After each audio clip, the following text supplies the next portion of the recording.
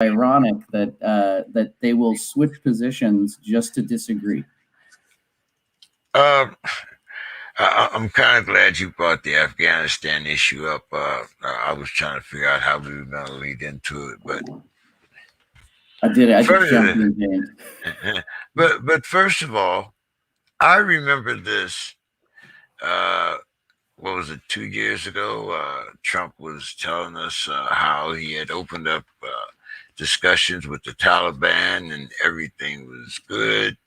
So we're going to pull out by April such and such. Yep. That was his idea. Right. Now, when Biden got in, Biden says, well, we can't do it by April, but we'll do it. We'll choose August as a date. But all of a sudden now, this is all the fault of the Democratic Party. Oh, yeah. And Biden personally failed to plan this because he's incompetent. This is the conversation I had with my dad on Sunday dinner, James. I said, I'm pretty sure that Joe Biden isn't the one planning the exit strategy for the U.S. military. I'm pretty sure the people who planned that are the Joint Chiefs and their, the military reporting structure. Now, he has decision-making authority, right? And if he said, if the record shows that they said, look, pulling out quickly, even though we've said we were going to do it, is going to be a disaster. The Afghan army is going to lay down their weapons. The Taliban are going to regain control. And he said, I flat don't believe it. I want to do it anyway. Well, then he bears some responsibility. But I don't think anybody, James, predicted that the Afghan army would lay down their weapons without firing a single shot after 20 years and 86, billion and thousands of lives lost. They didn't even fire a shot. So I'm disheartened and I'm torn up by the images that we're seeing of people falling off of airplanes and of people handing babies over walls. And I'm simultaneously dumbfounded that they didn't even try to fight. Something's going on, man. There's a good backdoor deal. It just seems there was this PBS segment on this a week or so ago, 2 or 3 days ago, and they talked about how Hamid Karzai, the first president of Afghanistan, was like a puppet of the Pakistanians. And like this whole thing has been a ruse the whole time. They've been playing us. And as soon as we left, they dropped their weapons. It's dumbfounding. I just can't imagine a situation in which I knew my family was going to be murdered, raped, abused, and I take my training and my weapons and I hand them over and say, oops.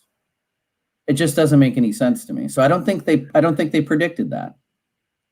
I don't know that they could have predicted it. What do you think? I mean, you have way more experience in this area than I do. I'm just a guy who it's okay. I dealt with this last week, right? But I dealt with it from a soldier's perspective, right? So I understood the outrage of leaving your allies. We did it with the Montagnards in Vietnam. Okay. If you think about 2 years ago, we did it with the Kurds. Yeah. In Iraq? Right. And not only in Iraq, but right there on the Turkish border not too long ago. We also abandoned the Kurds. It wasn't the first time we did that to them. But anyway, when you think of just those two instances, period, yeah, there are a lot of parallels. Right.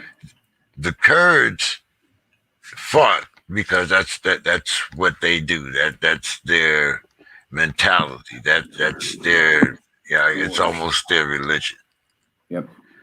But the Vietnamese just gave up. All of the training, all of the equipment, they just gave it up, turned it over. Yeah. You see the same thing in Afghanistan. Yep. So if you don't instill the will to fight, then all of that, all the rest of that is purely political contribution. And how do you even do that? How do you instill the will to fight into somebody? That's Right. That's something that it's it's hard to say, but I mean it's like if somebody kicks in your door, are you going to run out the back? Or are you going to fight for your home? Yeah. There are people that will run out the back door. Yeah.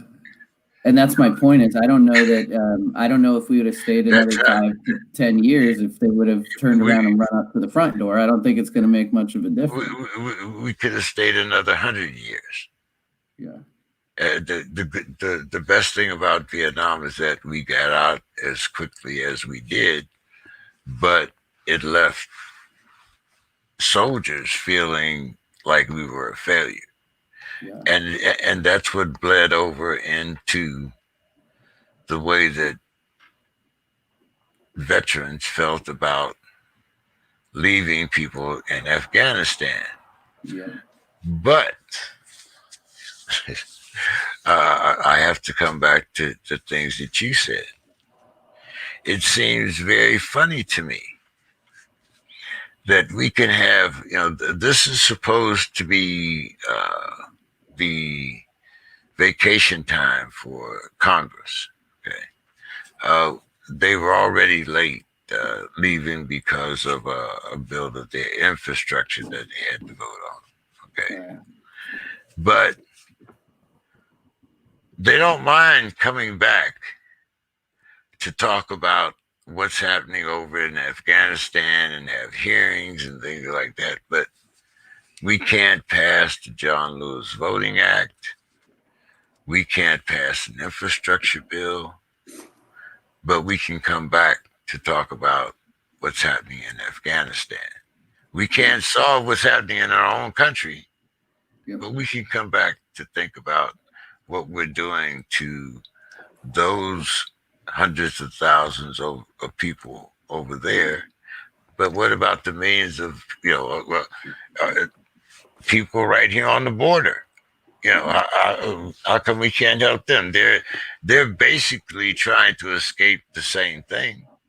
It's just not called Taliban, but basically they're trying to escape from countries where they feel oppressed. So what's the difference? You have people in the next 6 months that once again aren't going to be able to pay their rent. Yep. Where are those Afghanis that coming over here? Are they going to go on the welfare rolls? Are they going to find? Are they going to find jobs for them that they all of a sudden, that weren't available to the American public or the American people? Right. How do you take care of others before you take care?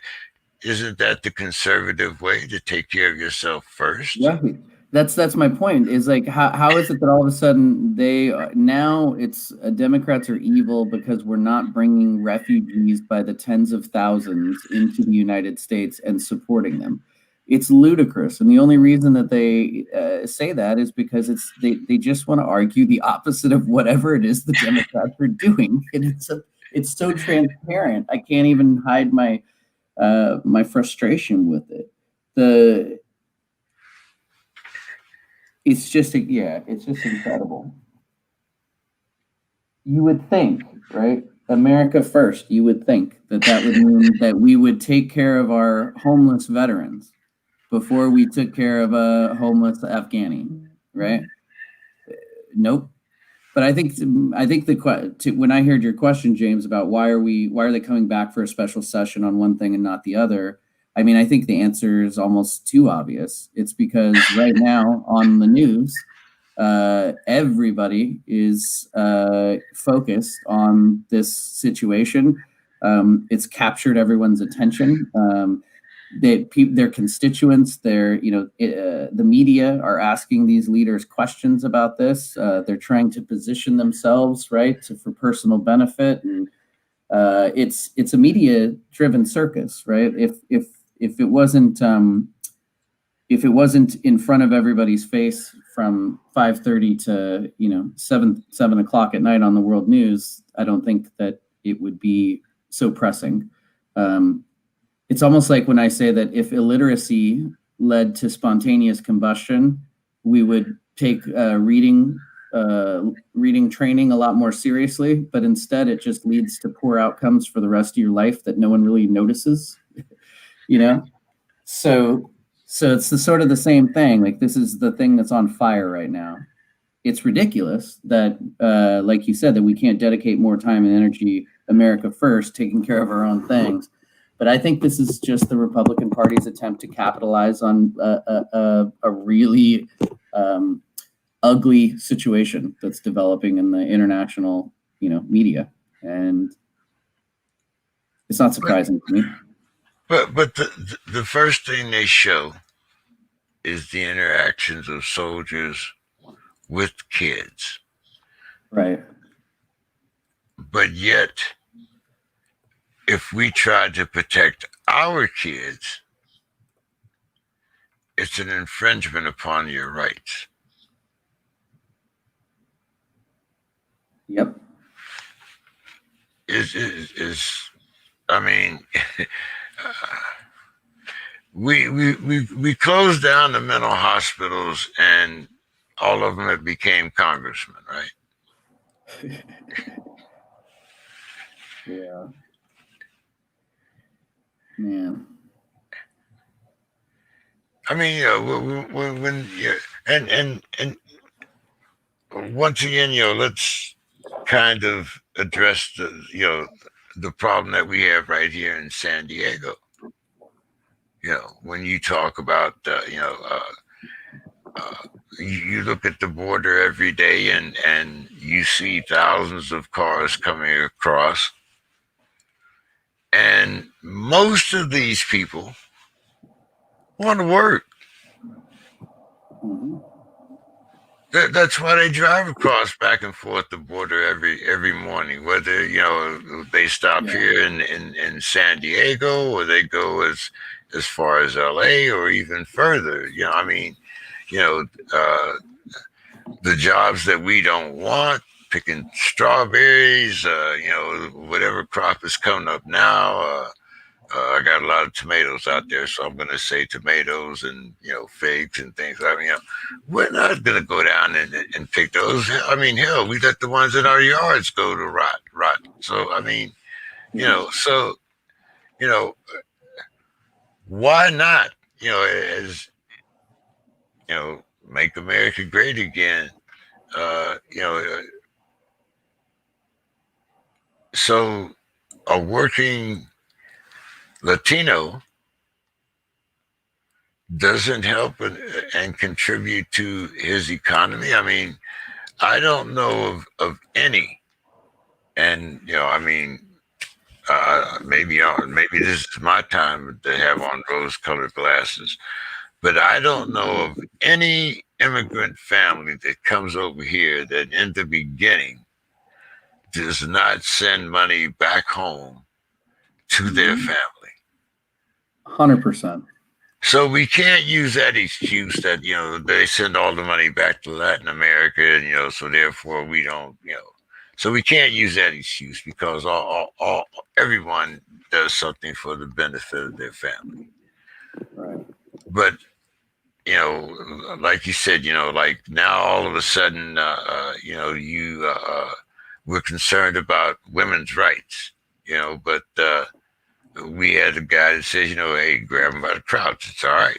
We have a senator that's at least one that is looking at sex charges against a minor. If you look at the core, some of the donors like Epstein and others, I mean, I could probably go on and on. I'm not saying that we don't have any in the Democratic Party, but uh, you know, uh, I think there's a saying about people that live in glass houses. Yeah, right. Yeah. And I even went way back here. I mean, this might even be too old for you. I mean, too old for you. I went back here to an old Temptation song, "Just My Imagination." Uh, it's not just a Motown hit. Congress comes back uh, for briefing on Afghanistan after going home and letting the John Lewis Act sing. So I mean, I went kind of way back on that one. You might not even know it. I know that You, tune. I know that you, one. yeah, okay. But it's what happened to the mega hat? you know, Yeah, I mean, every party has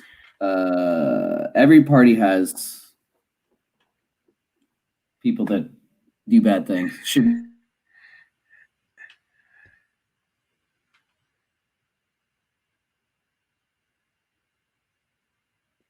absolute piles of crap than the Republican Party has in recent history, and as much as people may disagree, I think by and large, Governor Cuomo, his allegations came out. It was top to bottom, right? Democrats. Biden says, get him out. Everybody is like, time for this man to go. He didn't want to go. I understand. But he finally got pressured to go.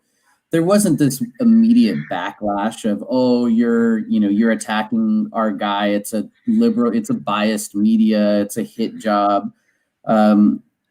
It's similarly striking to me that I just see the same pattern of behavior, which is to try to discredit whoever is making the allegations, including Kavanaugh, right? Let's look at Justice Kavanaugh, like innocent until proven guilty. How dare you put this man through this and his family? And then we find out that they had a 1-800 number for tips that no one ever followed up on for the FBI, right?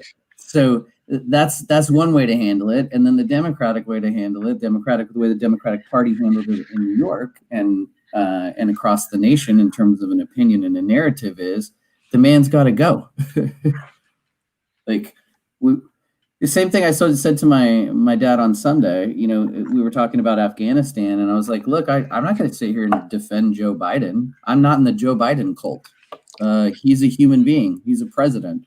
I view him as objectively as I possibly can. But it just is so strikingly different to me than the narrative of the right the last, at least 4.5 years, which is us versus them, attack first, discredit first, ask questions later. And I think that's how you get this motley crew of weird misfit toys. Marjorie Taylor Greene and Madison Cawthorn, who apparently didn't even his whatever limited history and resume he had has turned out not to even be true, and people still love him because he's willing to stand up and say the dumb shit that they think. Whereas 20 years ago,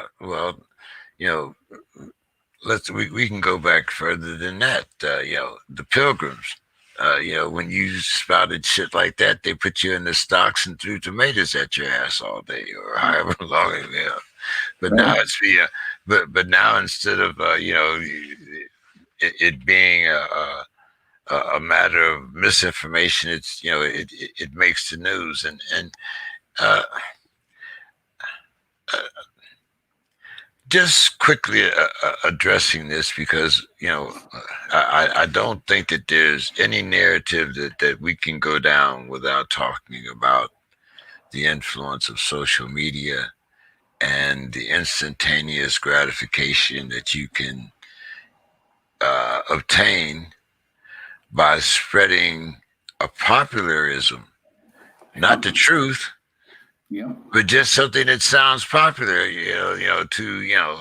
I mean, let's people are it was bad enough when we had the bleach epidemic, Yep. but now they're talking about drinking things that kill parasites in your body. I mean, what I don't know where this is going next. I mean, we've already had a couple pesticide companies that got sued, for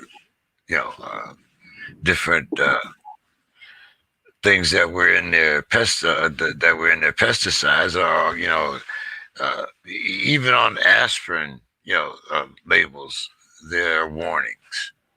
Right. I think I have a Tums in there, liquid Tums. There's a warning on that. And I'm pretty sure on some of these it says not for human consumption. Right. Do people think that this is a misprint?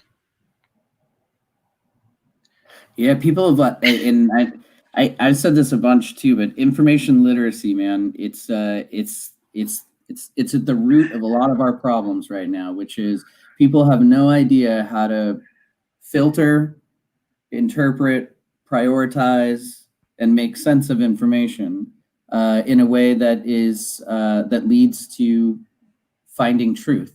We're way too excited about finding something, like you said, that sounds good, that reinforces an existing belief or an assumption that I have, that makes me feel validated because I feel like I'm right, that helps build a connection between me and you because we both believe the same thing.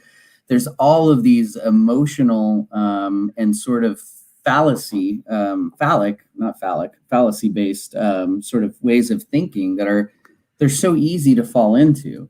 And most people don't even know they're there. Nonetheless, have they begun to realize how much they affect their lives? And then thirdly, how you can do something to change it. Because, people don't realize the fact that how you interpret and prioritize and store information in your brain, how you build your understanding of the world, is open to faulty practices, right? Systematic problems, ways of thinking that are detrimental to you, and people just don't even think about their thinking. Just the idea in education, we call it metacognition, thinking about your thinking. And it's one of the few ways that, regardless of your intelligence, you can make an improvement in the way you are able to achieve in life, is because if you stop and think, how did I think about that? And why did I think that way? And what would have made me think differently? And become introspective, then you could start to look at different pieces of information and not just assume that it's right or wrong. You have a system to investigate it, and a framework, and people just don't have this. And I think it's on the schools for sure. But information literacy has only become a skill that's critical in the last 15 years, maybe, because prior to that, you had 8 TV channels, right? And two newspapers. Like, there wasn't gonna be 7,500 different ways of people arguing about the same topic that you were gonna come across. Everything pretty much came through channels, and those channels were trusted and vetted. But now we're not like that. We're in a world where anyone can say anything. Anyone can make a video trying to convince you that anything is true. And then you add on artificial intelligence, deep fake, right? Videos where you can at some point in time, somebody could make a video of you, James, saying the most disturbing things that James would never say. and it would be indiscernibly different than you, right? And so in an age where this is becoming possible, we have to up our game in giving people the tools to figure out what's real and not. I'll get off my soapbox. Well, no, it's not a matter of soapbox, because here's the thing that really bothers me. A lot of information that I've gathered and I've stored, I've used downtime, I'll call it, in order to accrue this knowledge. Okay. Right. Which means that I haven't always had a college professor or, someone, giving me an assignment that Right. I have to do. So, since it's not a requirement, it seems much easier for me to absorb, because I'm seeking it, I'm thirsting after it. I'm not planting an apple tree where I want to grow an orange tree. Right.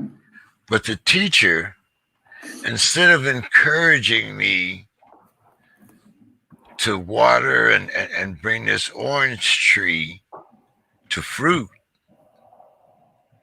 is intent on me having an apple tree. Yes. Okay. But because, number one, I don't want apples. Right. So therefore, I don't care how delicious you tell me an apple pie is. Right. I want a glass of orange juice. Yep. So how do you, as an educator, come to that conclusion that, maybe this particular child or this particular kid is better with oranges than he is with apples? I can teach the rest of the rest of the class about apples. They're Right. willing to accept apples. Yeah. Yeah. Well, yeah, I mean, this is kind of what I do in my consulting business, James. And I'm working with a local school downtown, E3 Civic High. They have their classrooms are in the downtown library. I was trying to And bring you back to that. I love that program that you yeah, told we me should talk about that. So Dr. Cheryl Ward is amazing. She's the principal, and one of the things that they literally brought me in to do was to work with their staff to help them to develop curriculum that's more student centered. So more voice and choice by the student. And what I'm trying to, and what I think we're having success with, is getting the teachers to understand that students aren't empty vessels waiting to be filled up. It's not a file folder and we're going to dump a bunch of information in it and then every student's going to have the same thing in them. Every student comes different, wanting different things, needing different things, and for us to treat them all the same is robbing them of their ability to find their passion and to do the things that matter to them. So ultimately, it ends up being more of a project-based, more of a rubric type of grading, meaning I may give an assignment to the class to share something about whatever, it doesn't matter the topic. But I might say, look, James, if you want to do a podcast, record it and then upload it and I'll watch it. Great. If somebody else wants to make a film, great. Somebody else wants to write a paper, great. Somebody wants to do interpretive dance, great. I don't care, as long as it hits the points that I need it to hit. Even something simple like that, giving people the choice of how to demonstrate their knowledge and competency, is a huge difference in school. And we're moving in that direction. E3 is amazing. They're only going to have classes in the morning, and the afternoons are basically going to be a combination of guest speakers, intern.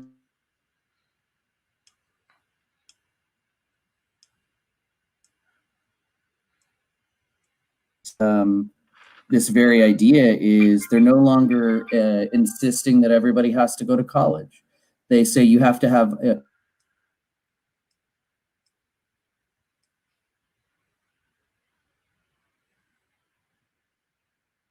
workforce plan. But either way, you need to state your plan, and we're going to work towards getting you prepared for that plan, whatever it might be. So they don't care anymore that they're not sending everybody to UC schools, because they recognize that that's not the output that everybody needs.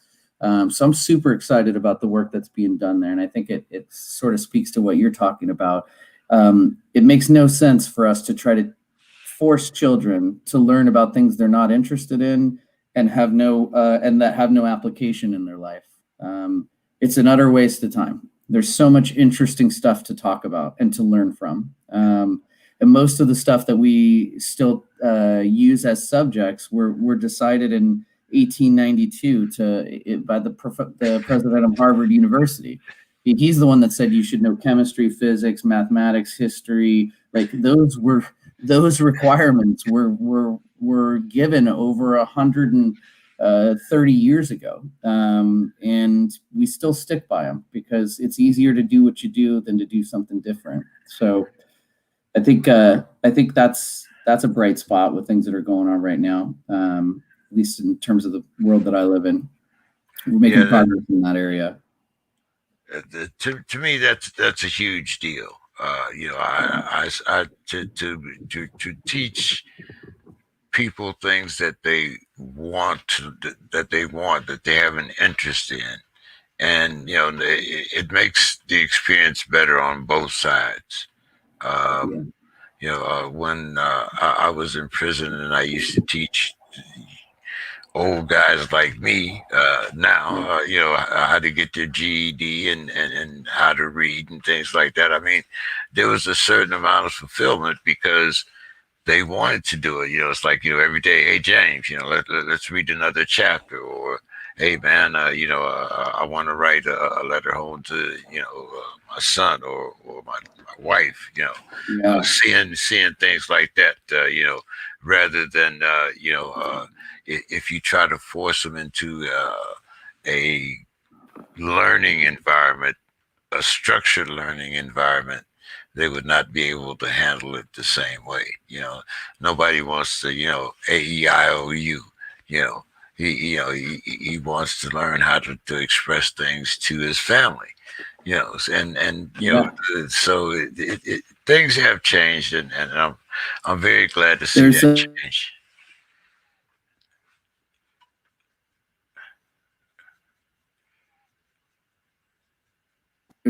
There's a real famous example of that, a guy from Brazil named Paulo Freire, and he basically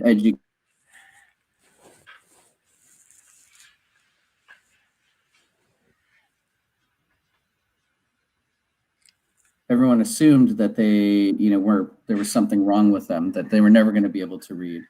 And rather than making them read crap they weren't interested in, we started reading the newspaper to them and getting them connected to the things that mattered to them, helping them express themselves. Like you said, man, what a gift to be able to give a man the ability to write a letter to his son, right? Like that's such a huge thing. But we don't have to do that by forcing people to read Shakespeare. Or Shakespeare. Like, get Shakespeare out of school, please. If somebody wants to read Shakespeare, let them go read Shakespeare. But Shakespeare doesn't add value to everybody. And the fact that we make everybody go through that is part of the reason why people hate school, is because, they don't have a choice in it. There have been studies that show you give a kid a video game manual that's at a high enough reading level, and they'll devour that, and their reading level will improve because they're reading something they care about. You give that same kid a book that's a textbook from school at the same reading level, they don't improve. What's the moral? The moral is people don't want to do things they don't want to do. Shocker, right, James? I hear you. But the whole system's based on they're going to do it because we tell them to. And that's the part that has to go away. Yeah. So. Like tell them is kind of like, the difference between giving a man a fish and teaching him how to fish. So, Yep. but I thank you so much for sticking with me tonight, and I think we covered some great issues there, man. I always like talking to you, and we have a I do great too, man. exchange. We gotta get some beer or something together sometime. Where are you? I'm up in Rancho Bernardo. Oh, okay. Not I'm too far down away. here. I'm down here, closer to Aren't you in North the, Park? the yeah, the Yeah, yeah. 163, right there by the DMV. Perfect. Yeah. Yeah, Let's. yeah. I'll text you. I appreciate it. Yeah. Thanks for having me on, James. It's always a pleasure. All right. Any anything you got going on? You want people to know about on the net or next door anywhere? I'm just around. Say hi. Say hi if you see me. Otherwise, yeah, I'll see you next time I'm on. All right, Doc. Talk to you Appreciate later. you, man. Have a good. Yeah, you too. Oh man, it's very interesting. One of the things that I do find interesting in this particular uh, avenue, social media, whatever you want to call it. A lot of people are quick to voice their opinions or espouse the thoughts of others when you can't actually see or identify them. Um, Maybe it's because of who I am or what some of the things that I have done.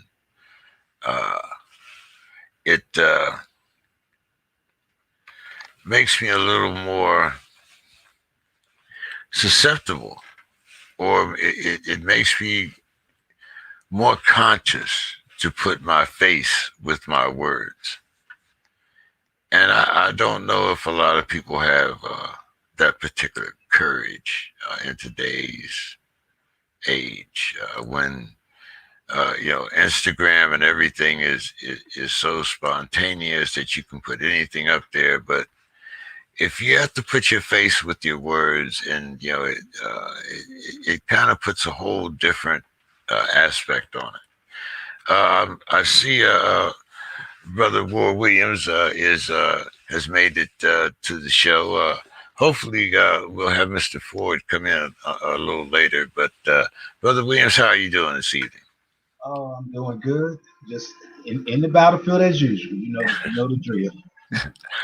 Well, there are a couple of things that I know you have your own things that you want to talk about. It's the month of April, August, but there's a couple of things that I would like for you to kind of talk about before we get into that. And number one has to do with the FDA approval of the vaccine or of a vaccine, one of the vaccines. Right. The second thing, uh, because I'm taking a whole different perspective of it than what I did last week. And last week, I spoke of my emotions as a soldier watching what's going on in Afghanistan. This week, I want to take it from a different perspective. And that's as a black man in America. Mm-hmm. Now, number one, I can't get a job. My rent is behind. I can't get anyone to vote on the John Lewis Act to protect my voting rights. But I'm worried more about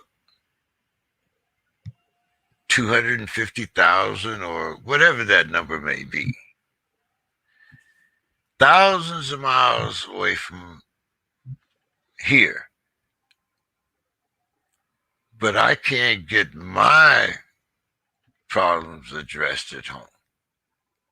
You can call Congress back to address what's happened in Afghanistan. But I can't get 50 senators to vote for the John Lewis Voting Act. So you can take that in any order that you'd like, but just your opinion. All right, let's start with the last first, because I heard something last week, and I'm not going to say I haven't done any specific research to validate it, but I heard figures as high as 300 million a day was spent to support the whole war or conflict in Afghanistan for 20 years. And that so would sound about right. And that might be conservative.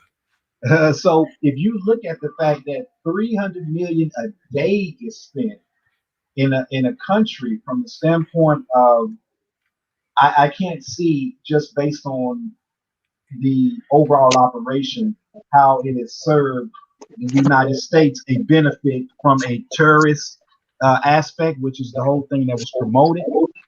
How that has benefited this country from being attacked. And so from that standpoint, if you take 300 million a day and you apply that to the oppressed or the downtrodden, or the people of the United States that are poor, that are homeless, in just any type of economic conditions, there is no way whatsoever that it will come close to taking. I don't see taking 300 million a day to get America in a position to where these problems of poverty are resolved. So if you got 300 million a day to spend on that conflict, yet alone all of the other conflicts that the United States interacts and involves in on a day-to-day basis as it applies to warfare, there's no justification, knowing that, for the conditions that we are facing here in the United States. And with that little bit of information, it's, to me, it just basically sounds like there's obviously a chess game that's taking place, to where it's more important to those that are in positions of power to manipulate things on an international level than it means to be able to deal with things back home.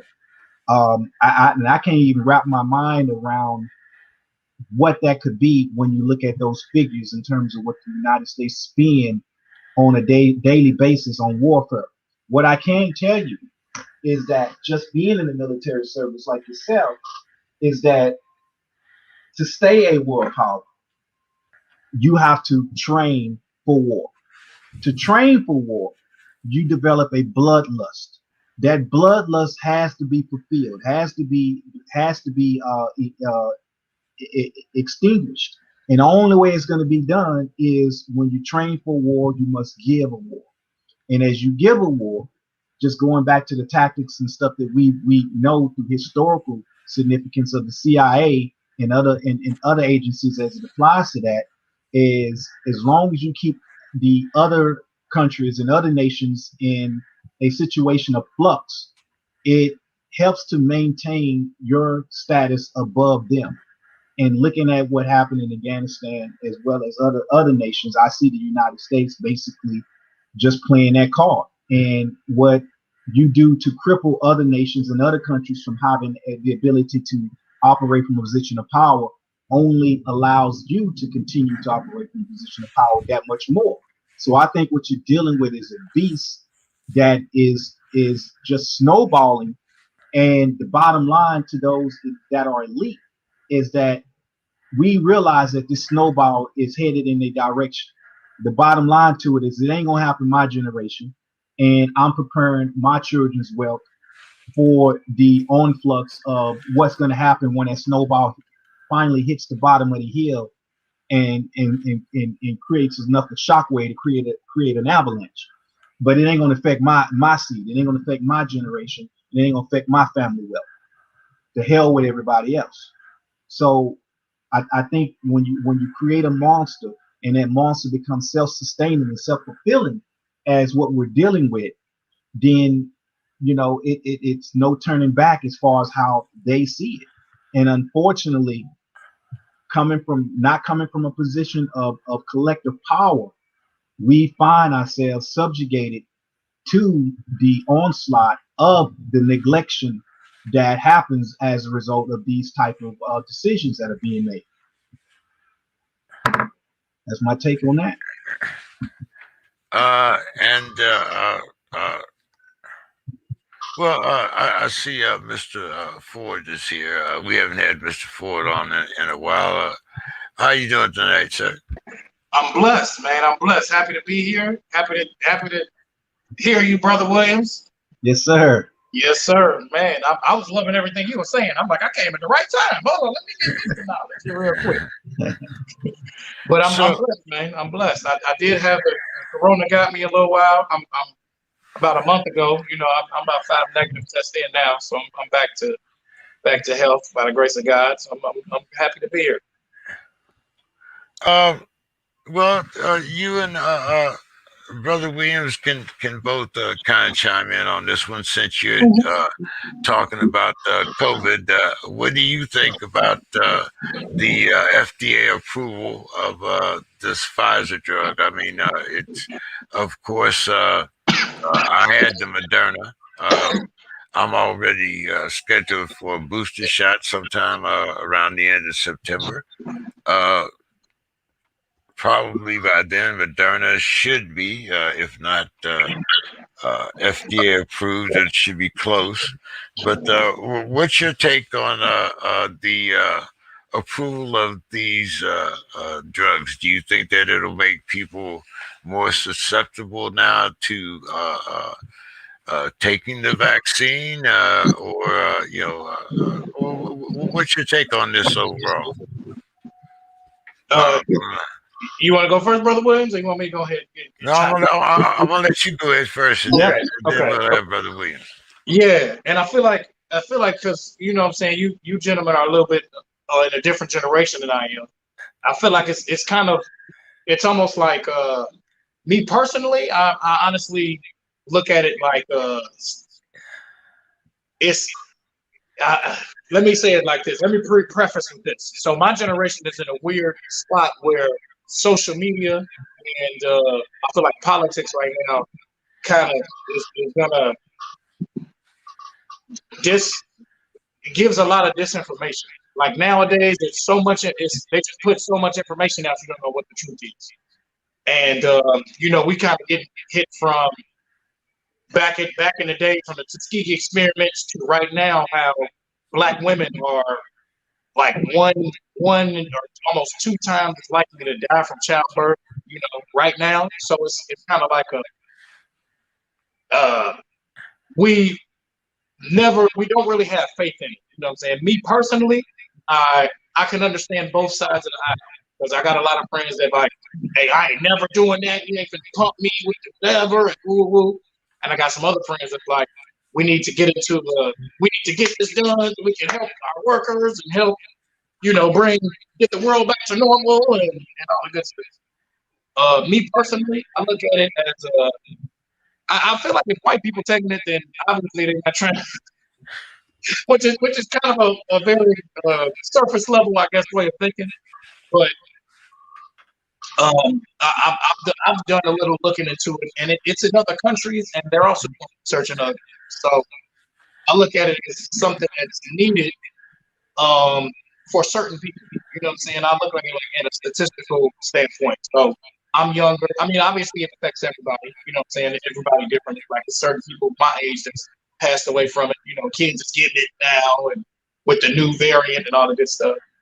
I think the vaccine, like I said, I don't think it's as maliciously intended as a lot of people in the Black community think it is.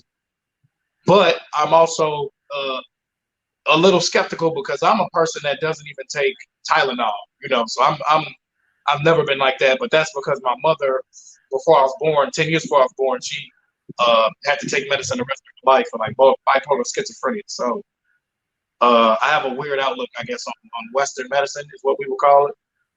I do believe, though, people that are the most endangered, like the elderly or the people that are obese or people that pretty much are in that danger range, the danger statistic. I think it's a smart choice for them. But also, I think like a lot of people don't want to do the mask and the social distancing, which is also scientifically, like there's nothing 100%, But me personally, I think the vaccine is needed, and or something is needed. Let me say it like that. Maybe not that exact vaccine, but I think that it's scientifically, like I said, I think it's better than people just going out here and just dying all willy-nilly. But yeah, so I have a very interesting view on it. I personally, like I said, I had corona, and I'm on the fence about it. I don't want to front like I'm like, yeah, I'm gonna go with the vaccine. I'm gonna go get, I'm still on the fence about it. I think with it getting FDA approved, that adds a little bit more credibility to it. But I mean, black people was, FDA, a lot of those government systems, aren't always just made for people. There's still always a money incentive somewhere in there, I feel like, even in the public health space. So. But okay, well, two things. Yes. First of all, the FDA is not a black organization. Yeah, no. So getting their approval, just another white man. Basically. Exactly. That's why I said the skepticism is still there, but white people is taking it, so it's kind of like, white people was injecting themselves with bleach. Now they drinking, stuff. The horse dewormer. Yeah. Down in Alabama, so white people do a lot of shit. But anyway, Brother Williams, see, I kind of have a different perspective on this. As a soldier, like before you go out into combat, you put your bulletproof vest on. Now that don't mean it's gonna stop all bullets, but it gives me a fighting chance that most bullets are, if they hit me, it's not gonna kill me. Exactly. So I kind of look at the vaccine like that. I might get sick, but hopefully I'm not gonna die. Okay. Yeah. And that's kind of what I was saying too. Like it's a preventative. It's nothing's 100%, but the people that are most, in that range or in that danger situation, I feel like it's right. Back in the day before we had Pfizer and Moderna, Grandma go out in the woods with her apron and gets a little bit of this, a little bit of that, and it might not taste worth the damn, but it cure whatever ails you. Brother Williams, what's your take on this? All right. Well, I'm gonna jump in from an eye-opener perspective, just in terms of the correlation or the similarities that we find as it applies to distrust with most situations. It's like, for instance, let's just look at the political system.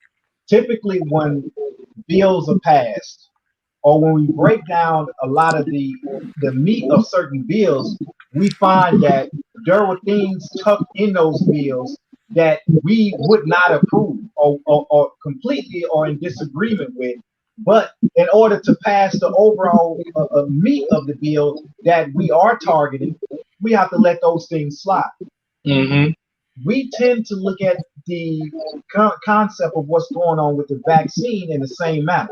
When you have a governmental structure, and it's no different, I think, with most governments as it applies to world powers, that one thing on the surface is for the benefit of the people. There's also potentially an ulterior motive or some back end aspect of it that may lead to some type of experimentation further down the line.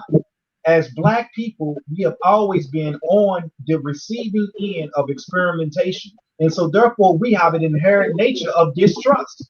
Being that we are the oppressed people, we have an inherent nature of distrust. The problem I find with that inherent nature of distrust is that it opens the door. Let's just talk about Project MK Ultra. It opens the door for any and every conspiracy to be linked together, and all of them to have a symbolic and actual value in terms of what we believe to be the truth. We will believe a conspiracy now, a far out conspiracy, more than we are willing to give the fact of common logic. And going back to what Brother Ford was talking about, this generation is currently dealing more with social media as its primary means of education than our generation, Brother James, your generation and my generation. So the thing about that is, if you recognize that we're in the information age, and being in the information age is all about the fact that knowledge, or should I say the access to data, is doubling and quadrupling at least every 3 to 6 months, our access to that information.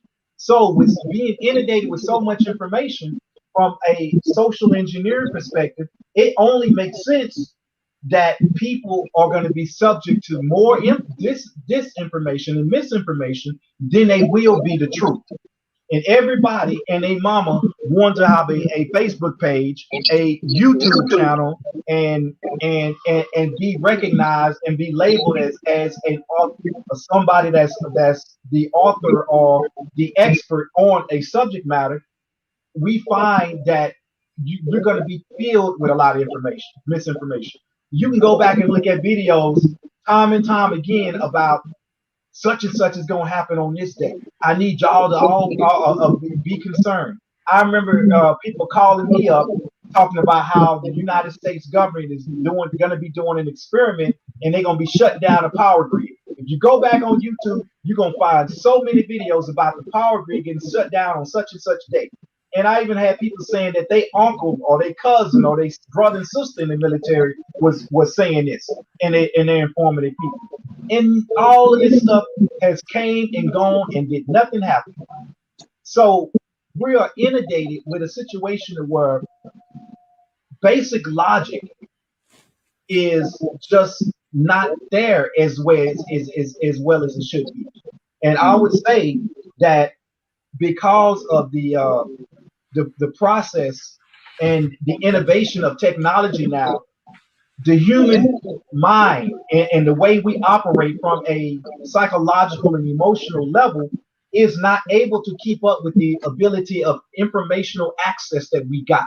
So that actually puts us in a position where we are immature with our ability and responsibility for being able to every individuals to be able to deal with the level of information that we can obtain. And since we are grouply immature with the access to that information, it will create a built-in system to where conspiracy, misinformation, misdirection, and wrongdoings can just be inherently a more so part of that process than anything else. So you take all that, and then you take the aspect of where we are with the vaccine and with vaccines in general, with any little thing being magnified. We can just even talk about something that, hey, I would just say this to some people that we don't like to address. The fact that a single police shooting can get 1 million+ views, and all of a sudden now is magnified to the extent where this is a catastrophe. Now, mind you, anytime that because of the access of information, because of the access of the ability for us to connect and shoot things across, when we see something like this happening now, we think it's worse than what it was when it was going on and before social media. Whereas, Brother James, yourself, you can attest to the fact that back in the day, the police would take you to the yard and beat the hell out of you. That don't go on now. But yes, police shootings continually happen, but with cameras and the technology that we have, I would say that it is not at the level that it once was. I would say lynchings are not at the level that it once was back in the day. I agree with Not that. to, not to say that there's still not a problem, because we know, we without a shadow of a doubt, that there's still a problem. We know racism is still there. We know that we're still worse off in certain aspects, but a lot of that has to do with how we condition ourselves after desegregation. But applying that type of thinking to vaccines causes us as a people to just inherently distrust the process 100%. In other words, it puts us in a position to where I would say, going back to what I always said about former President Trump, he was very good at polarizing a population. That means either your logic is telling you it's all good or it's all bad. So from that perspective, most people either are going to accept the vaccine 100% or not accept it 100%. And so you create that polarity opposites to where it's the vaccinated against the unvaccinated. And now you create a civil unrest amongst the population right then and there. And it goes hand in hand with all of the other polarities that are created. And I would just like to put out that from the perspective of just basic logic, and I'm gonna put a disclaimer on this. I don't have any scientific inside information to back this, but I would say the making of it being mandatory for healthcare workers and the military, in my general speculative assumptions, removes the fact that the vaccine is based upon targeting population, the removal of population. So I don't think that there's a big conspiracy to eliminate the population through mass vaccines, like what's being put out there, like what's keeping people from recognizing the fact that I would let me say this. I'm gonna spin it in the opposite direction. I'm gonna say this. We live in a capitalistic environment. The capitalistic environment saw itself on the brink of a civil war or civil unrest in high levels in 2020.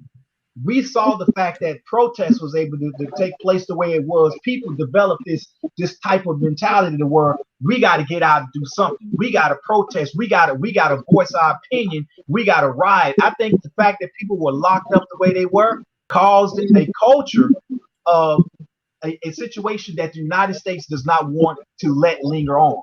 I think when you talk about from an economic position as to what happened with COVID, from the fact that you have a good percentage of people that are receiving checks, and now that they're not able to receive those checks, don't want to go back to work. You got a good percentage of people that were making more money doing COVID on unemployment that were doing without unemployment. Now, what does that show you? That shows you that there is a flaw within our system, going back to what we talked about at first, James, to where they can spend $300 million a day on the military, but not deal with the poverty inconsistencies here in the United States. So I think that this system cannot afford to allow things to continue to operate the way it was, to where you may cripple the economic operation of the United States as a result of shutdowns. And so they've made up their mind that, bottom line, look, hell or high water, we are not shutting down this government again. We are not shutting down the United States.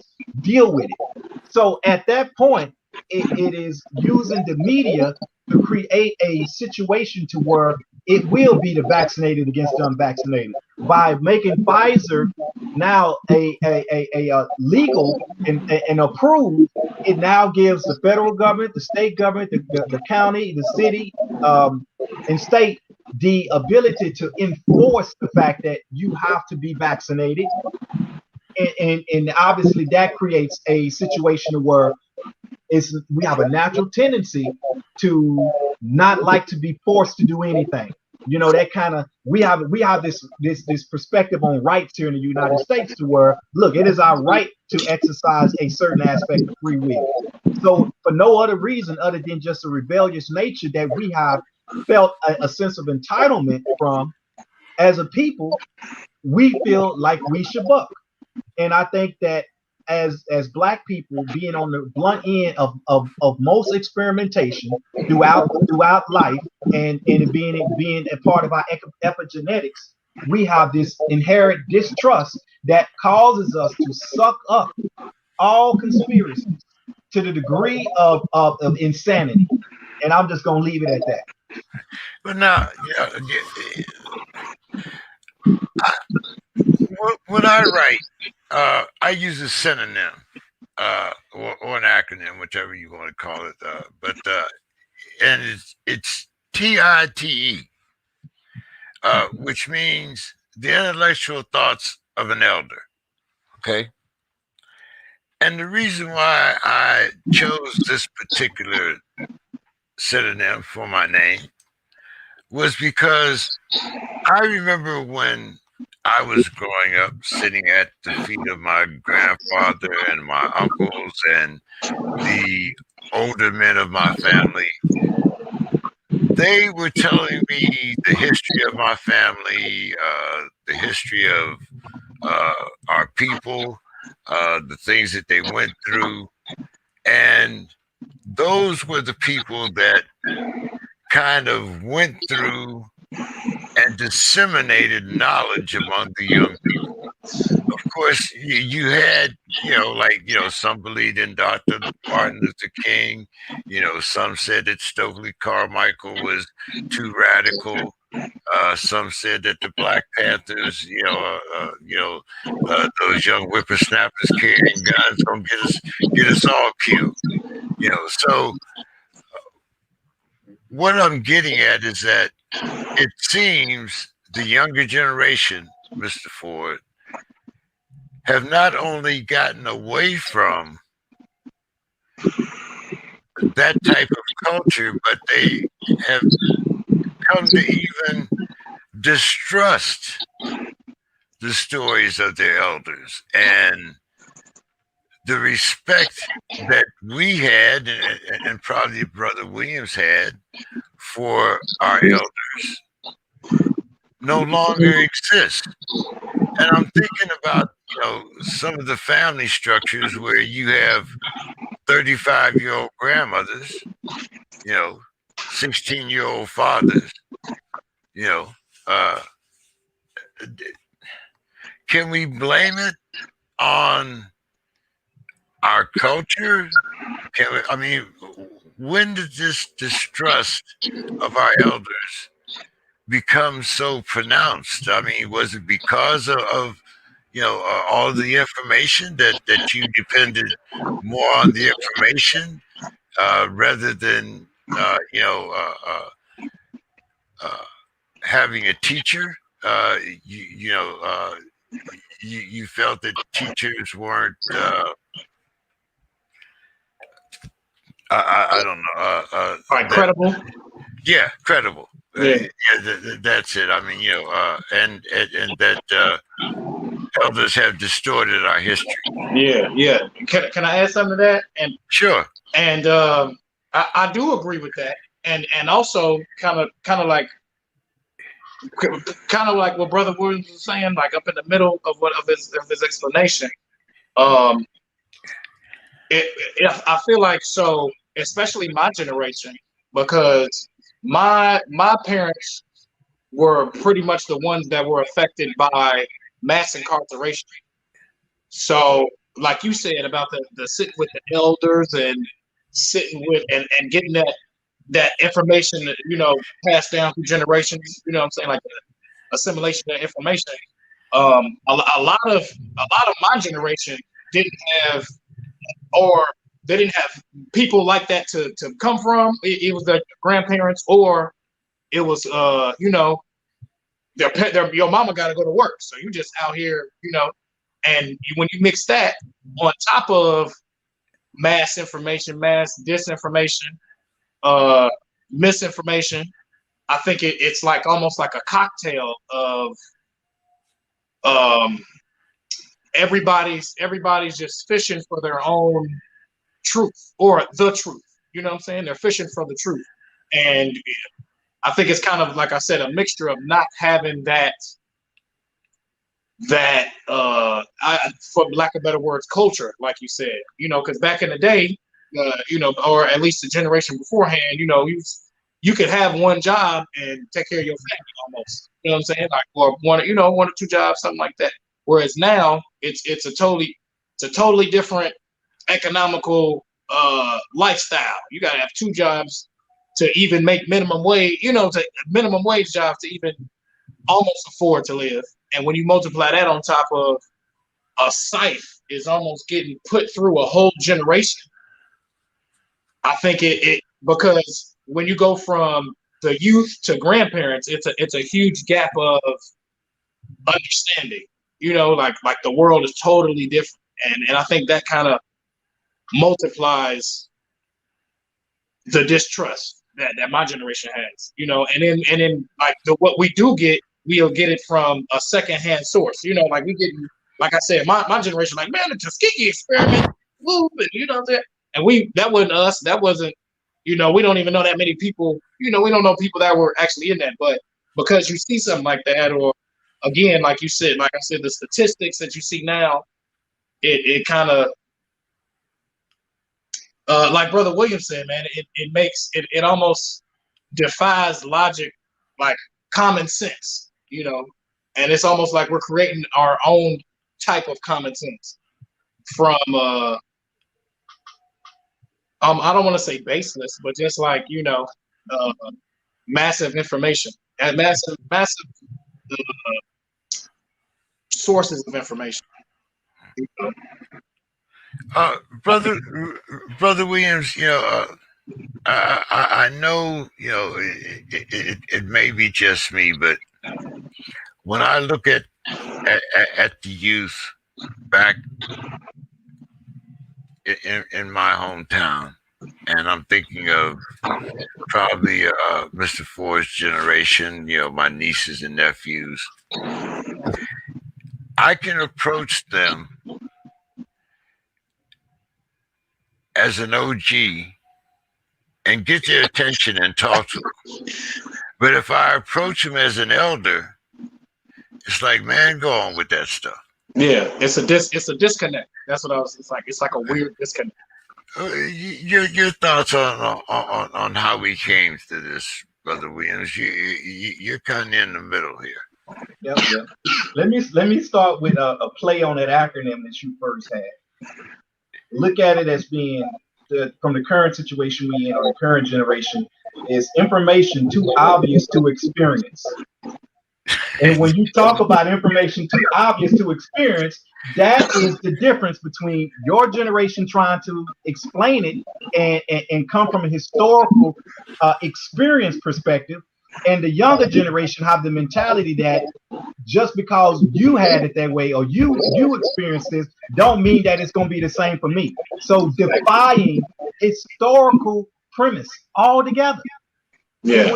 And when you go at logic and when you go at life from that perspective, then you don't give credence to the fact that what has been done that you think you're doing new has been done before and before and before and before. So they are in this bubble to where I will go back and I'm going to jump onto what Walter said when he talked about common sense.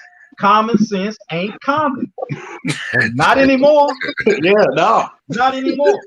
And so the same way you had that acronym, you see how quick I altered that acronym and applied it to the current generation. So that's what we're faced against. And it's a matter of trying to bridge this connection of disconnect back with our people and figure out how to put the pieces back together with a victimized environment. And then I'm gonna go on to say this, because I'm of the conviction that humanity is inherently good, as opposed to what people tend to interpret the biblical translation as us being inherently evil. And I think that plays a big significance into how we view life. Whereas one mass perspective that's constantly promoted is that humanity is evil. Humanity is evil. So dealing with things from a social engineering perspective, if I am constantly told that I'm a bad kid over and over and over, what do you think I'm going to become? A badass adult. Period. So we have to recognize that this is what happens to us. And I like to look at nature as an example. And see warfare as being waged based on land occupation across all life. Remember that all of life fights over land. But in combination with upbringing as it relates to how the world is explained, and the child begins to either embrace or find the environment hostile, that makes up the interaction between other humans, as well as a generational factors of oppression as to how we have experienced the immediate surroundings of land into factor. So with larger populations, it gets more complex, and that's what we're dealing with. The less opportunity, the more distrust, and and I would call demonizing the collective body becomes. And so we naturally are gravitating toward a perspective or a view, a conspiracy view that says that things are just evil, that government as a collective, as a whole, is evil, without recognizing that the government and all operations are made up of individuals. At the end of the day, we're talking about individuals. And if we deal with things from the perspective of power bases, we would know that this is why, like any other time, it is important for the people to learn how to unify in order to be able to take on these issues, in order to be able to take on this. So I would say the very factor plays into direct reason why collective power is the answer as well as the curse. So if a group of people are nurtured to see engagement from the perspective of prey or victim, they tend to disperse and not look at collective engagement or empowerment. And then they think dog eat dog. But coming from a position of rule, it is bred as an entitlement with degrees of classes to protect the inner circles from the outer circles. And this mitigation structure is capable of running on autopilot as the group improves upon the operation with an evolutionary like process. Basically, the premise of social engineering and a byproduct of the monkey mind exploitation is what we find ourselves running up against through social media. Brother Ford, Yes, sir. any comments? No, he said, yeah, I think he got it all covered. At least as far as that subject, I think he got it all covered. And we were kind of saying like along the same things. Like it's so much going on. It's so much. Yeah, my generation just has like I said, like a disconnect, and we got this information coming from so many different places, and again, it, these systems are looked at as a whole, like you said, demonized instead of as individuals that are making decisions to affect us. We look at it as a whole, like, oh, everybody bad. Like you in the government, you bad. Like so, yeah. And that plays into the vaccine. Some people are like, I'm never taking anything that the government will ever make me do. They instead of looking at it from a scientific aspect, like I was explaining, like you look at statistics or statistically, like people that get sick, or like kind of why Black people are more apt to get sick, than other groups of people in America, because of our resources, diet, poverty, all these things, and they look at it as an aspect of they trying to kill me instead of like like he said, economically, they wouldn't try to. It doesn't make common sense for them to pick a certain group of people out when the whole they trying to make their money. They trying to make their money, and Black people are the biggest consumers in America. So, Brother Williams, I think maybe it's the third or fourth time that I watched Judas and the Black Messiah, and one of the things that keeps coming out, speaking to me, is a particular phrase from Brother Hampton when he said that war is politics with blood. and politics is war without blood. But due to all of this information and misinformation that we're subject to every day, has politics also become war with blood? Well, from the Panther Party, the Black Panther perspective, even going like what you said with dealing with Fred, we teach everything with the lens of politics, because again, like what I was quoting earlier, when I'm discussing social engineering, and I'm big on philosophy, and I'm big on psychology. Social engineering in itself goes into the aspect of the premise of what you're talking about. So I think that everything from that perspective is politics. Why? Because politics is basically meaning governing. Whether we're talking about a self-governing, dealing with the liberation of an individual's mind, or we're talking about a group of two or more people, that is governing. So politics is in essence how you go about dealing with the operation or the coordination or the compromising between individuals. So the more of the compromise to the larger group by the smaller group, the more of the political complexity that is going on. So when you get a few people that learn how to manipulate a larger group, then they start unraveling the secrets of the masses, or how to control the masses. And this is what we have coupled into basically meaning politics. But the science itself of social engineering is built around mass manipulation. And so there's a art to that. And I think as a people, as individuals, if we start recognizing and studying the science behind this, we will see how it is very important for us to go back to having a accountability to ourselves as African people here in the United States, to collective work and operation. And I think that's what we don't see.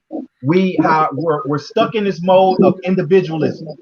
And that mode of individualism has actually got us out operating outside of the nature of what made us great as a people, as well as what's naturally the way we should operate naturally as a people, which is from even a tribal standpoint. So I would say that yes, politics has become and has morphed more so into being able to have that overview of blood on the front end and the back end. This is why when you talk about especially the movie industry or Hollywood, and in terms of being able to desensitize a population, why it is that as an experimentation or that as a weaponization, because people don't want to face it, but entertainment is weaponized against the population. This is why hip hop and rap are two different things. This is why the culture of hip hop was basically capitalized, and they took the beat and they took the rhythm and they put it to negativity that goes back to causes us to be what? Greater consumers, which is why we chase luster and luxury and things that you can acquire that make you appear or have the appearance of power, but not true power on the forefront. You see what I'm saying? This is a art of weaponization, and I would say desensitizing the population is part of that weaponization. And yes, so from that standpoint, we have become bloodthirsty to see more gore, bloodthirsty to see more drama, bloodthirsty to see more about what's going on with somebody across the street, than to disassociate ourselves with that type of dysfunctionality and hold ourselves accountable for what goes on across the street. You see what I'm saying? And they call that reality TV. So we're living in a sick time, and people are not recognizing how this stuff is literally being weaponized against the masses across the board. I don't think that's just a black thing. I just simply think that because us as black people have been the primary target as it applies to a racial makeup, we get a larger percentage of the blunt force. But when you talk about the elites controlling society and you talk about a mass population being manipulated, then you have to look at things again as it applies to how the people are deceived. And that is what Fred Hampton was speaking on. And that is why Fred Hampton was so dangerous, because he recognized the power that we have if we collectively come together and hold ourselves accountable as a people. If we go back to having the idealism that a family structure extends beyond my front door, that is power. And I'm gonna leave it at that. I like it. But now, Brother Ford, once again, your generation knows nothing about Fred Hampton except what you've either been taught or what you've seen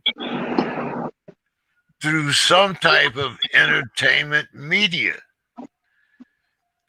Going back to kind of like the old thing that we used to say, I believe, was hood rich, ghetto famous, Ghetto fabulous, yeah. So I mean, what is the take on the younger generation? Do we have to be martyrs in order for the younger generation to recognize our contribution? Yes, yeah, I feel like it does.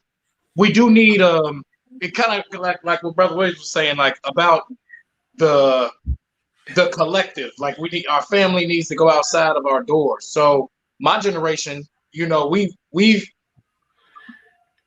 never had anybody that we've physically seen stand up for us in a collective or as a unit to bring us together that wasn't, I would say, whitewashed or manipulated. You know what I'm saying? So like people back in the day, they saw, like Fred Hampton was a person that you saw, and you saw action. Same with like Malcolm X or Martin Luther King, whether you agree with them or not, they physically saw a person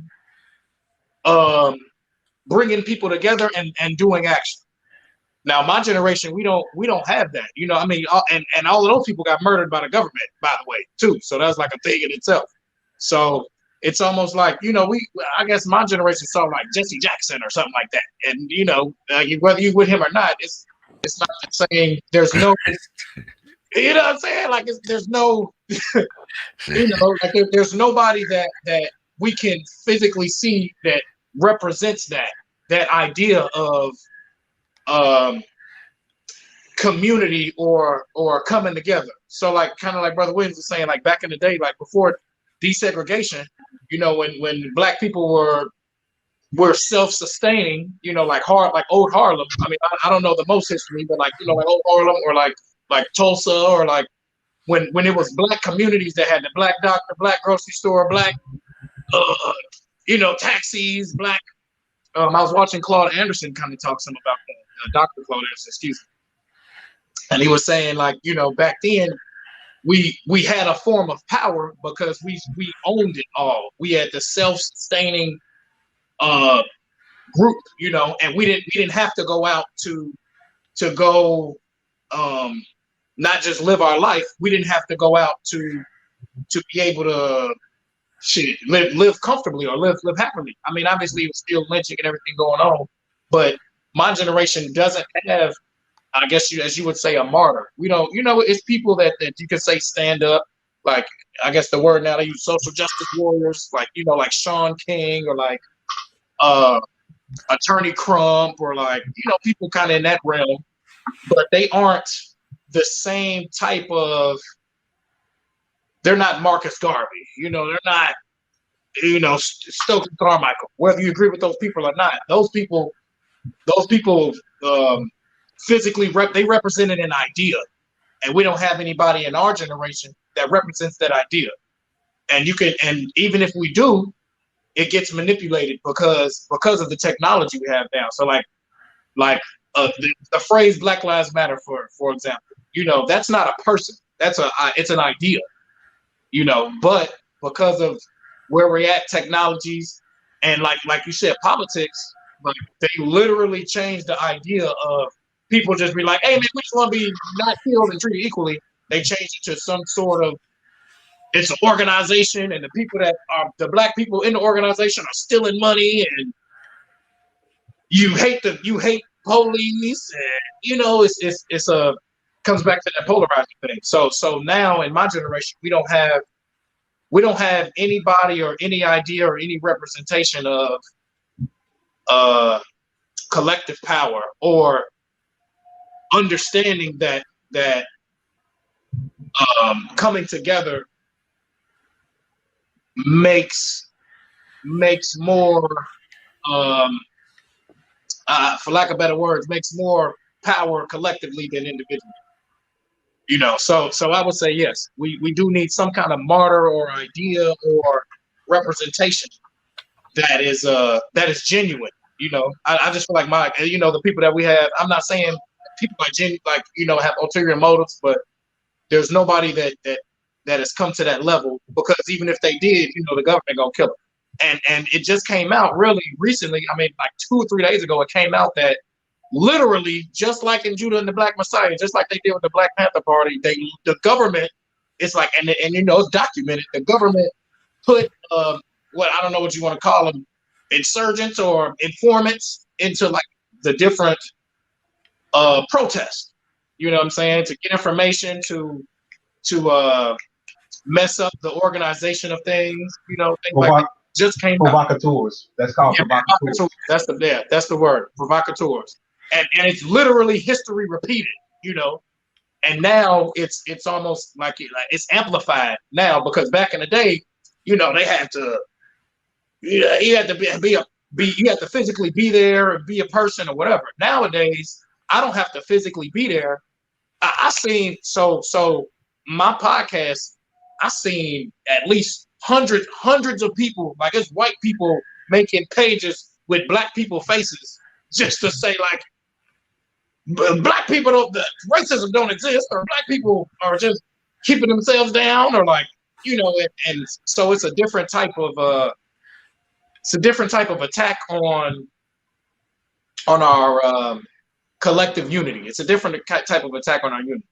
Okay, so I'm gonna kind of give you the last word on this, and then I want to get your final thoughts, because you said a couple of things there that kind of disturbed me, and I'm not really one to kind of code things.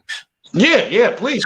So why is it that you find it more authentic or more easily for you to accept something that you've read about provocateurs, or how they've always infiltrated black organizations that they consider a threat? But when an elder tells you these things for the last 40 years, it was not acceptable until it came out for something that, for something or someone that may have ulterior motives. Yeah. I mean, now was it me or brother mother? No, that's for you, because I'm talking about your generation, and how you'll accept news clips or news bites rather than accept the word of someone that has been through there and been there, done that, more or less. Yeah. Let me throw him a lifeline. Can I do that? Yeah, I'm with it. All right. Let me put it like this. I'll put it like this. And I'm gonna use the example that y'all kind of started on in terms of the Panther Party in regards to the movie. The deal is Huey P. Newton put out a book called Revolutionary Suicide. The concept of revolutionary suicide is accepting the fact that you must live for something or die for anything. Or basically either you live or die on your feet or kneel as a slave. Think of it that way. So going back to when Walter talks about, yes, he needs to see mortars. It in essence is a cry or a plea for the reconnection of the generations. Yes. No generation should be left upon its own demise. Let's go back to this, Brother James. You listen to your elders. Your elders listen to their elders, so on and so forth. What has happened with the current situation again, a lot of this has to do with the fact that social media and our technological advancements as a society has grown to the point to where we are immaturely not capable of keeping up with the level of operation in which is being deployed. As a result, that in itself has created a disconnect to where instead of you going or sitting at the feet of your elders and taking in information, you have instant access to this information by calling Siri or whoever else. YouTube. Yeah, it's like you can just a lot of with these echoes and stuff in people's houses, you can just say a name and then say, "What can you tell me about such and such?" And then it's going to give you a spit out all kinds of information. Whereas with our generations, we had to get that information from our elders. So the fact that this generation is inundated with that access of technology, that in itself has replaced the wisdom that you got through someone firsthand explaining to you their experiences. Keep in mind, we're also talking about a generation to where if you go back to how I was raised, when I was a toddler, someone played with me, someone gave me toys, someone gave me a crayon, crayons and a coloring book or something in it, and then I scribbled. Now they do what? Sit them in front of a television or a video game, and they get that direct consumption with that technology, and they're taught that at an early age. So then after the fact, when you sat a child in front of the television or in front of some type of electronic device for 4 to 6 hours because it freed you up to be able to do other things, and then you come back and now you want to all of a sudden teach them something, how dare you? How dare you? So we don't understand that the technological advancements have played a weaponization aspect in why we have this disconnect. So this is why I'm saying when I said throwing you a lifeline, I'm explaining how this process continually is getting worse and worse. So it is not necessarily their fault. It is all of our fault. That's why I say as a people, we have to hold accountability for one another. Even though it is stressful as hell being told that you are making this up. I'm just as much as an authority on the situation as you are when they have not experienced what I've experienced. Even though it pisses me off, we have to what? Still keep going back. Because the bottom line is this, Brother James. If we continue to let the disconnect further widen, then what we are facing is a situation to where as humanity, we are dooming ourselves for destruction. And that's just the bottom line. There's no easy way to look at this, and there's no cookie coding about it. There's no tippy toe through the tulips fairy tale or light in story. The bottom line is it's going to take a sucking up of our emotions, a sucking up of just recognizing the fact that there's going to be a lot of what do you call it? Word I'm thinking for. I'm getting lost in words. Basically, disrespect. There's going to be a lot of disrespect given by the younger before they finally get what we're saying. So when we say when Brother Walter was talking about yes, he agrees it'll take a mortar. That's go back to revolutionary suicide. It's recognizing that all of our lives have a purpose, and that purpose is to raise the youth. And we cannot escape the fact that we must be accountable for our youth, whether they want to hear it or not. Whether That's they want to great. hear it or not. Mm. And I'm gonna give you a good example of something I encountered. And this is a martial arts science because I'm into martial science. I've got my butt kicked in a combative sparring session with cats that are 60 years old.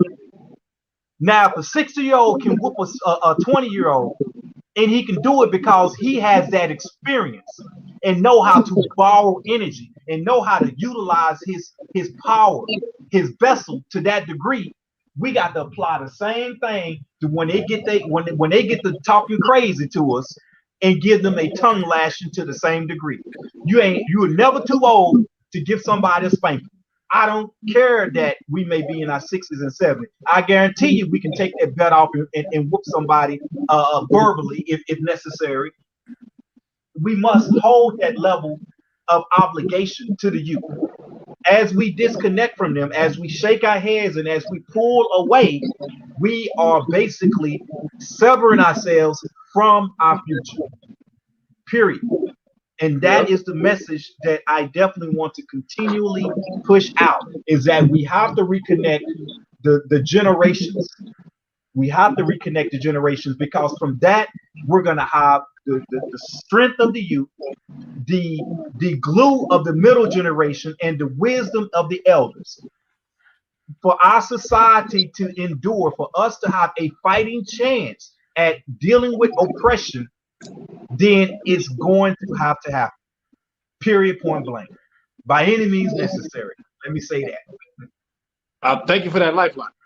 that did open up a new way of thinking for me personally, because coming from like I said, my viewpoint and my aspect, like I said, and my generation is let me see you do it, and then I can whatever type of thing, and I didn't think about it. You're right. It is a lot of the older generation that's like, man, them young whippersnappers ain't doing the. They out here with your hippity hoppity, instead of coming from a place of, like you said, responsibility, responsibility. Okay, this is what they doing. Let me sit down and talk to you and give you this. I can't say it better than you did. Tongue lashing, and I can't add too much to that. I agree with everything right there. Well, this is why I try to provide a platform every Monday for these type of discussions. Young whippersnapper, you want to give us your final thoughts? No. Yeah, good having you on the show tonight. I'm grateful to be on here. I'm grateful to be on here with y'all. I always learn, always come out with like a new paradigm every time I get on here. So appreciate y'all. Yeah, so give us your final thoughts. I know you're a young and upcoming entrepreneur, businessman. Can we see you this week? Anything going on? Like stand up? Oh yeah, no, definitely. That's easy. So I'm performing my first show at the Laugh Factory in downtown San Diego, August 25th. I'll be on the Best of San Diego at the Comedy Store in La Jolla, August 29th. That's a Sunday. And I'm producing my own show. I produce the only all-black comedy shows in San Diego at the American Comedy Company on September 22nd. Right on. All right, brother. Hey, glad to see you, getting that entrepreneurship in and helping other young brothers. So yeah, that's what it's about, information. Thank you so much. Brother Williams, your final thoughts for the night.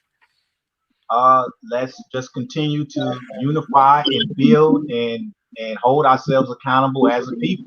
Let's not look at things from the lens of grief and despair, but look at the situation as an opportunity for growth and reconnection. So let's just continue to be more optimistic than we are condemning of ourselves as a people. And with that, we are having a back to school giveaway at the Martin Luther King Park, 6401 Skyline Drive, this Tuesday, Wednesday, and Thursday from 5:30 to 7:30. So if any of the parents out there, you got some kids that you want to, they need school supplies, just come our way, and we're giving them out. All power to the people. Hey, thank you, gentlemen, and I look forward to talking to you again next week. Brother Williams, Brother Ford, stop by anytime you get ready. Just let me know. And thank our audience. Thank everyone for listening. And we'll see you right here next Monday on To an Imperfect Union. Have a great weekend, everyone. Appreciate y'all. Y'all be blessed. Yes.